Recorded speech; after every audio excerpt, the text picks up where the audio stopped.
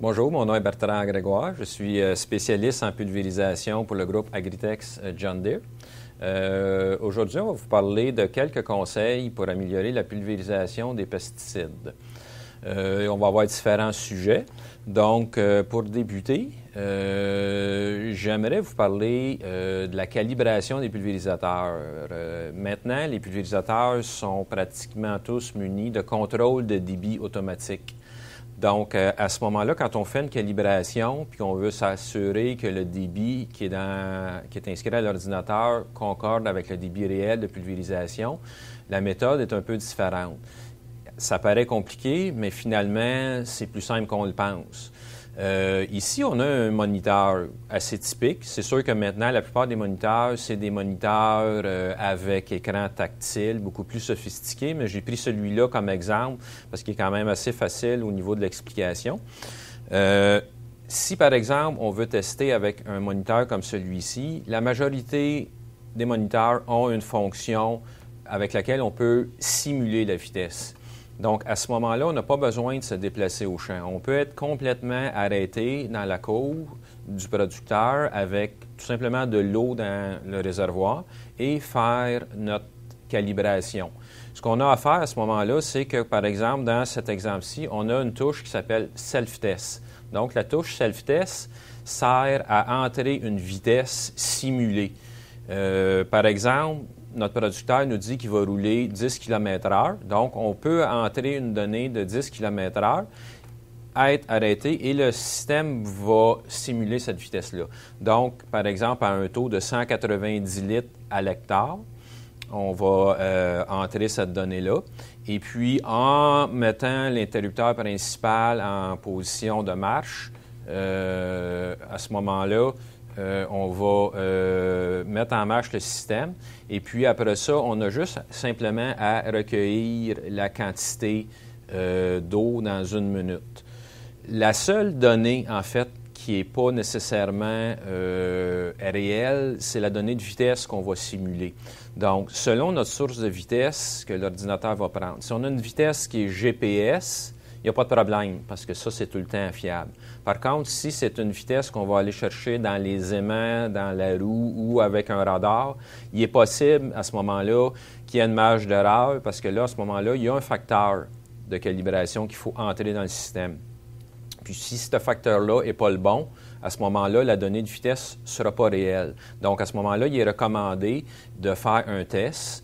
Encore là, il y a une touche distance qu'on voit bien. Fait qu'on met la distance à 0, on parcourt 100 mètres, puis on s'assure que le système va nous indiquer 100 mètres. Donc, à ce moment-là, si on a fait toutes ces démarches-là, on est sûr que la vitesse affichée est la bonne. Puis, on est sûr aussi que la quantité recueillie va correspondre au débit affiché. Le calcul qu'il faut faire pour savoir quelle quantité on doit recueillir dans notre contenant, c'est avec la formule suivante. Donc, dans notre exemple actuellement, si on veut savoir combien de litres minute on doit recueillir par buse, il faut faire un calcul avec les entrées suivantes. Dans notre exemple, on a 190 litres à l'hectare. Ça, c'est notre taux appliqué, qui est les litres à l'hectare. Ensuite, on a notre vitesse qu'on a simulée, donc 10 km/h. Et aussi, on a notre W qui se trouve en fait à être l'espacement des buses. Donc, dans notre cas, c'est 50 cm, ce qui est la majorité. De toute façon, là, au niveau des pulvérisateurs, c'est pratiquement tous 20 pouces qui donnent 50 cm. Puis, on a une constante qui est 60 000. Donc, ça nous donne 1,58 litres par minute. Donc, à ce moment-là, on vérifie, pas nécessaire de vérifier chaque buse, mais bien chaque section, pour s'assurer que si jamais on a un filtre qui est sale ou un boyau qui est coincé, s'assurer que toutes les sections correspondent à cette quantité-là.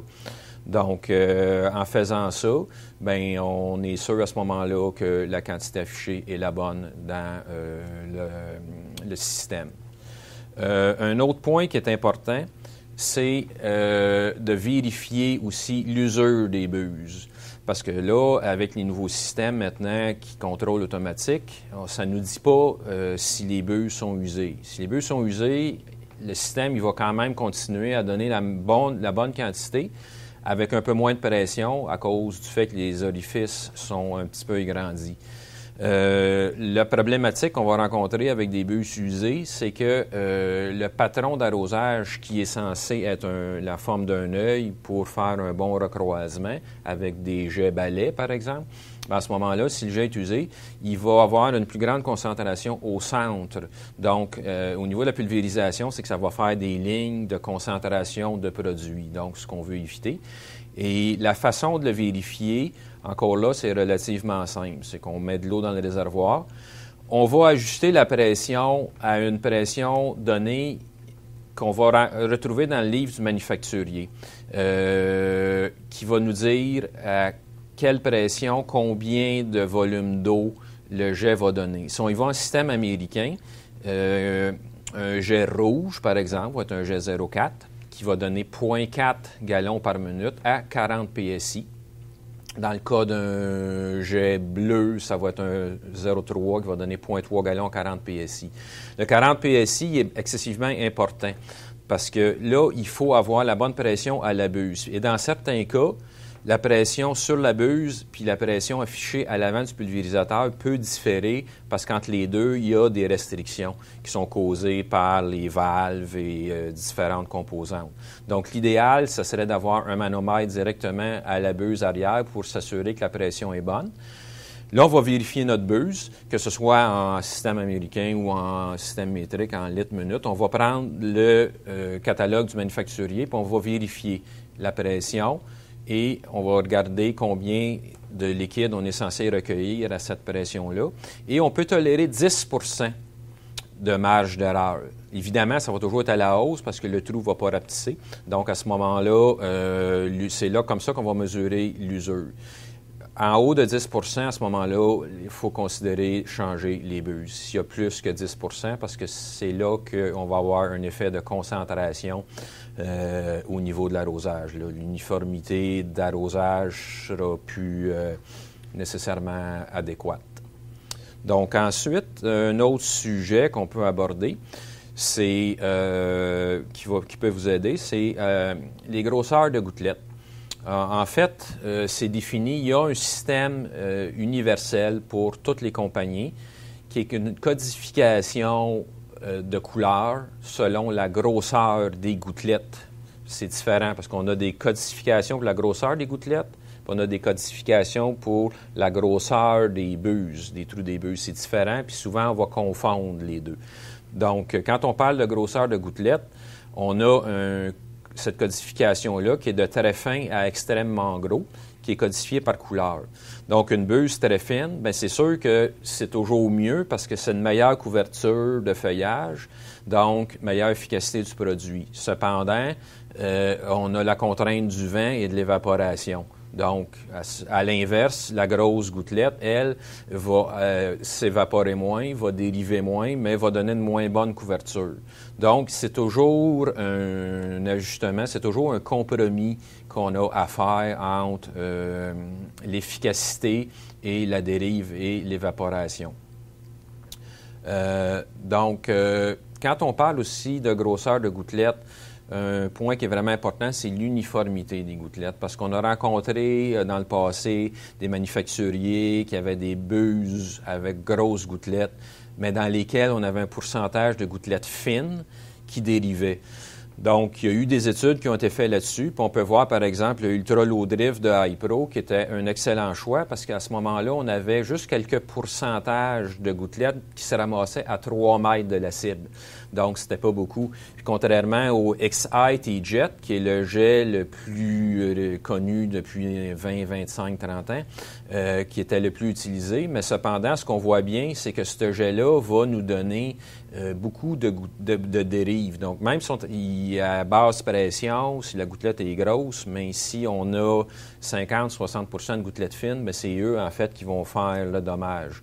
Donc, dans notre sélection de buses, c'est un élément important. Puis, si on peut le retrouver selon des études, puis aussi, bien, on le voit assez facilement visuellement quand on installe la buse et qu'on travaille avec un stationnaire, avec du vent, bien là, on est capable de mesurer un petit peu visuellement, mais ça donne quand même une très, très bonne idée. Aussi, avec le temps et les changements climatiques qu'on a de plus en plus grands, c'est le côté température et aussi humidité. Parce qu'il y a une corrélation qui se fait entre les deux, puis on appelle ça le delta T.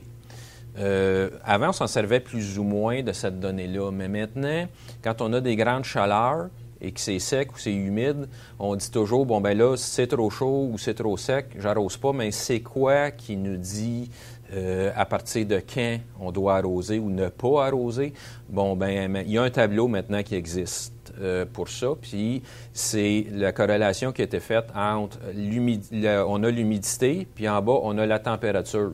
Donc, entre les deux, on voit qu'à un moment donné, si c'est vraiment trop humide dans la plage du haut, c'est mieux de ne pas arroser. Parce que là, évidemment, qu'on est presque en condition de pluie ou de brouillard, c'est trop humide. À l'inverse, si on descend vers le bas, et si la température augmente, à ce moment-là, il faut que l'humidité augmente. Parce que si la température augmente puis que ça continue d'être sec, il vient un temps, à un moment donné, que l'efficacité du produit ne sera pas suffisamment efficace. Donc, à ce moment-là, le delta T va varier entre 2 et 8, qui est recommandable. Puis, dépasser ça, à ce moment-là, c'est préférable d'attendre pour avoir une meilleure efficacité de notre produit. Par la suite, on va aborder le côté des points à considérer pour choisir une buse. Ça, c'est bien important. Les étapes qu'il faut suivre quand on va aller voir sur une charte de pulvérisation qui ressemble en fait à ceci. La charte de pulvérisation, il faut regarder en premier notre espacement des buses parce que les chartes, eux, sont faites basées sur un espacement. C'est vraiment important parce que si les buses sont plus rapprochées, ça va donner un taux d'application plus élevé avec la même pression. Donc, ça, il faut en tenir compte. Ensuite, il faut regarder notre vitesse de pulvérisation à laquelle on prévoit aller, c'est-à-dire notre vitesse de croisière moyenne. Donc, si on prévoit rouler 10 km/h, évidemment qu'avec les contrôles de débit, ça se peut qu'on monte à 12 km/h, ça se peut qu'on baisse à 8, mais il faut évaluer notre vitesse moyenne à laquelle on va arroser en majorité du temps. Ensuite, ça prend notre taux d'application. Si on prend comme notre exemple de tantôt, on avait 190 litres à l'hectare. Ça, on va aller le chercher avec les données du manufacturier du produit, notre conseiller. Puis, faut pas lésiner. C'est toujours mieux de mettre en général un peu plus d'eau que pas assez. C'est sûr qu'on essaie toujours de faire le plus grand possible avec notre pulvérisateur, mais il ne faut pas le faire non plus au détriment là, de la qualité d'application. Ensuite, la pression désirée. Donc, on va le voir selon le type de buse qu'on utilise. Encore là, on va avoir une recommandation qui va nous dire, à tant de pression, on va avoir une gouttelette de telle grosseur. Fait que ça, à ce moment-là, il faut en tenir compte aussi. Ensuite, le type de pesticide, ça, c'est bien important parce que ce que ça veut dire, c'est est-ce qu'on a un produit qui est systémique ou un produit de contact ou un produit qui va être systémique translaminaire. Ça va dépendre à ce moment-là quel genre de produit. Parce qu'un produit systémique, comme par exemple un glyphosate, on peut travailler avec des gouttelettes plus grosses parce que le système va absorber le produit et il va se répandre dans le plant. Fait qu'on n'a pas besoin d'avoir une couverture complète sur notre feuillage. Par contre, dès qu'on va parler surtout de fongicides, et d'insecticides. La majorité du temps, c'est des produits de contact. Donc, à ce moment-là, ça va demander une meilleure couverture de feuillage. Donc là, on devra travailler à ce moment-là avec des gouttelettes plus fines pour mieux couvrir, puis aussi différents types de buses, comme par exemple une buse à double jet qui va avoir une pénétration dans le feuillage vers l'avant et vers l'arrière pour vraiment essayer de rentrer le plus possible le produit à l'intérieur du feuillage. Ensuite, la grosseur de gouttelette. En fait, on vient d'en parler un peu précédemment parce que la grosseur va... le type de produit va avoir un impact sur la grosseur de gouttelette qu'on va viser. Puis l'autre point qui est très important, c'est la cible. C'est quoi notre cible? Est-ce qu'on fait un produit, un antigerminant qu'on va appliquer au sol avant la levée. Donc, notre cible, c'est le sol. Ça, c'est pas compliqué. Ensuite, ben là, si on travaille avec un glyphosate, notre cible va être le feuillage, mais on n'aura généralement pas trop de feuillage. S'il y a trop de feuillage, c'est parce qu'on est un petit peu en retard. Mais ensuite, on va avoir les fongicides, comme par exemple, si on prend un soya, on veut appliquer un fongicide, on va avoir une haute densité de feuillage. Fait que notre cible, ça va être une haute densité de feuillage, donc on veut une meilleure pénétration. Si on fait un fongicide dans les céréales, comme par exemple dans le blé, notre cible va être la tige. Donc, il ne faut pas à ce moment-là avoir un jet qui va descendre à la verticale si notre cible est déjà à la verticale. Donc, tout ça doit être tenu en compte pour faire notre sélection de buse. Ici, on a la charte qui nous explique comment sélectionner la grosseur de buse. Quelle grosseur d'orifice de buse on a besoin. Cette charte-là, elle a été prise à 50 cm. Donc, elle est déjà 50 cm. Si on prend notre exemple de tantôt, on avait 10 km/h. Donc, ensuite, si je veux avoir une buse qui va me donner 190 litres à l'hectare, puis on veut travailler à une pression qui est d'environ de 3 bars, qui donne environ 45 PSI, à ce moment-là, si je vais dans ma charte, je vais voir qu'à 192 litres à l'hectare, j'ai une buse de type 0,4 à 3 bars qui va me donner une gouttelette grosse, qui est correcte. Si, par exemple, je fais un glyphosate ou un fongicide, à ce moment-là, je serais mieux d'avoir un petit peu plus de pression pour diminuer ma gouttelette. Mais dans le cas d'un glyphosate, ça ferait bien l'affaire. Donc, à ce moment-là, c'est comme ça que je vais sélectionner ma buse. Le système de contrôle de débit a ses limites, là. Si je ralentis, je peux ralentir un peu, mais à un moment donné, en ralentissant, ça va faire diminuer ma pression. Donc, j'ai un minimum de vitesse que je dois respecter, puis j'ai aussi un maximum, parce que là, si je vais plus vite, à ce moment-là, ma pression va monter, ma gouttelette va diminuer, et aussi, ma pompe, mon système de pompage va avoir sa limite, puis il va avoir à un moment donné qu'il ne réussira plus à me donner ce que je lui demande, en fait. Donc, il faut garder en tête que le système de contrôle de débit, ça va bien, mais ça a ses limites. Il faut quand même sélectionner la bonne buse. On ne peut pas mettre n'importe quelle buse, rentrer, programmer notre taux, puis se penser que le système va tout faire. Il faut quand même avoir toujours la bonne buse. Donc, une fois qu'on sait la grosseur de la buse, on sait notre grosseur de gouttelette, si ça nous convient, à ce moment-là, l'autre étape, bien là, c'est de choisir le type de buse qu'on va utiliser. Ici, j'ai un exemple. Par exemple, là, c'est un système, un exemple assez particulier. Donc, c'est des fongicides dans le blé. Là, c'est plus complexe parce qu'effectivement, le blé, on veut arroser l'IPI. Donc, il y a des tests qui ont été faits avec, entre autres, l'Université de Guelph, Bayer. On fait des tests et ils ont pris des papiers sensibles à l'eau et ils ont tout simplement arrosé avec différents types de buses. Donc, ils ont pris, dans le premier exemple, une buse vers l'avant, vers l'arrière, qui a donné très bons résultats. Ensuite, on a pris un jet balai. C'est avec celui-là qu'on travaille, nous, assez souvent, lorsqu'on utilise des fongicides. Donc, ils sont intercalés à tous les 50 cm, un vers l'avant, un vers l'arrière, en alternance, de façon à essayer d'entrer en contact des deux côtés de l'IPI. Et ensuite, il y a aussi un jet balai ordinaire qui a été utilisé. Donc, on voit sur les papiers sensibles à l'eau la différence de qualité d'application qui est quand même énorme. Donc, parfois, on va entendre un producteur qui va avoir fait des essais de fongicides dans ses céréales. Il n'aura pas eu nécessairement un bon résultat. Bien, la question qu'il faut se poser, on avait-tu la bonne buse? On avait-tu la bonne pression? Tu sais, est-ce que toutes ces données-là ont été respectées? Donc, ça, c'est un exemple. Puis, si on prend d'autres exemples, comme par exemple des fongicides, comme je le mentionnais tantôt, bien là, à ce moment-là, ça prend vraiment une bonne répartition dans le feuillage, donc une gouttelette un peu plus fine, autant que possible des jets doubles pour avoir deux pénétrations. Puis, pour le reste, les glyphosates et les antigerminants, à ce moment-là, on peut utiliser tout simplement un jet balai droit qui va aller au sol. Un point aussi qui est important, c'est le coût des buses, en général, va correspondre à environ 1 à 2 du prix total d'un pulvérisateur. Et souvent, c'est le côté qu'on va négliger. On va mettre plus d'emphase sur les pneus, sur la pompe, mais le point le plus important, c'est les buses, puis c'est probablement le pourcentage de coût le moindre.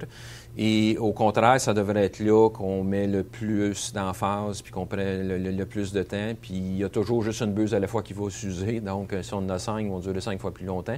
Et on va avoir une meilleure efficacité pour chacun de nos applications.